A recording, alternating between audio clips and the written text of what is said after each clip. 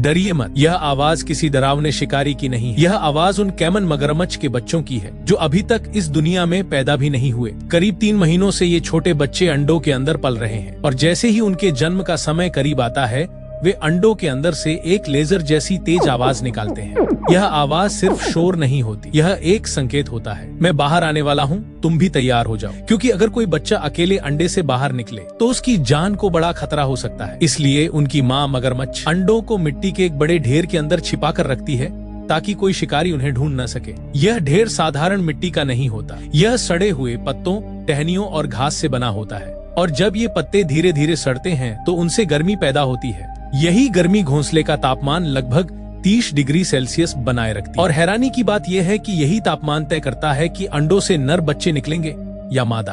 अगर तापमान ज्यादा हो तो ज्यादातर नर बच्चे पैदा होते हैं, अगर तापमान थोड़ा कम हो तो मादा बच्चे जन्म लेते हैं और अगर तापमान 30 से 31 डिग्री के बीच रहे तो नर और मादा दोनों पैदा हो सकते हैं। लेकिन अगर तापमान 38 डिग्री से नीचे चला जाए तो अंडे खराब भी हो सकते हैं। इन पूरे 3 महीनों में माँ मगरमच्छ की जिंदगी आसान नहीं होती। वह ना ठीक से खाती है, ना ही घोंसले से दूर जाती है, वह बस पास ही रहती है और अपनी तेज नजरों से हर खतरे पर नजर रखती है। फिर एक दिन अंडे के अंदर से पहली आवाज सुनाई देती है। इसका मतलब होता है पहला बच्चा अब पूरी तरह तैयार है। वह अपने भाई बहनों को पुकारता है, अब बाहर आने का समय हो गया है। बाकी बच्चे भी जवाब में आवाज करने लगते हैं। पहला बच्चा बार बार आवाज करता है ताकि बाकी सभी बच्चे जल्दी तैयार हो जाएं।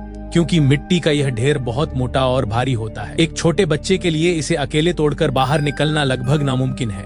इसलिए सभी बच्चे मिलकर जोर जोर से आवाज लगाते हैं ताकि उनकी माँ उनकी पुकार सुन सके। जैसे ही माँ मगरमच्छ को यह आवाज सुनाई देती है, वह तुरंत घोंसले के पास आती है और अपने मजबूत जबड़ों से मिट्टी का ढेर तोड़ देती है। जैसे ही अंदर हवा पहुंचती है, छोटे बच्चे उसी दिशा में रेंगने लगते हैं। जो बच्चा सबसे पहले बाहर निकलता है, माँ उसे बहुत सावधानी से अपने बड़े लेकिन नरम पकड़ वाले मुंह में उठाती है और उसे सुरक्षित नदी तक पहुंचा देती है। लेकिन जो बच्चे बाद में निकलते हैं, उन्हें अपने भाई बहनों की आवाज के सहारे खुद अपनी माँ तक पहुंचना पड़ता है। छोटे कैमन मगरमच्छ लगभग 2 साल तक अपनी माँ के साथ रहते हैं और जब वे इतने मजबूत हो जाते हैं कि खुद अपनी रक्षा कर सकें, तब वे धीरे धीरे अपनी माँ से अलग होकर अपनी नई और स्वतंत्र जिंदगी शुरू कर देते हैं।